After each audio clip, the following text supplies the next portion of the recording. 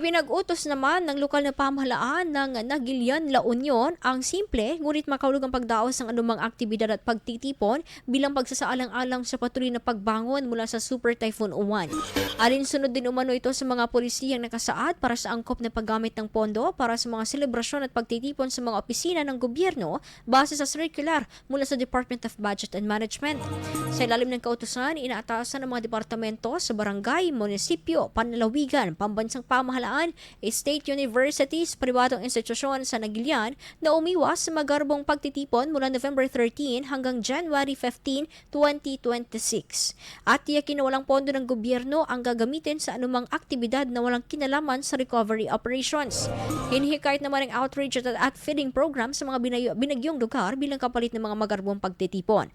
Inatasan din ang ibang opisina ng munisipyo upang bantay ng pagpapatupad ng ordinansa, kabilang pa ang mandatoryong pagsusumite ng post-activity report, litrato, attendance at buod ng gastusin ng mga aktibidad sa bawat opisina.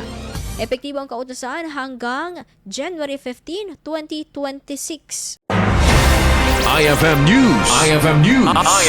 IFM News.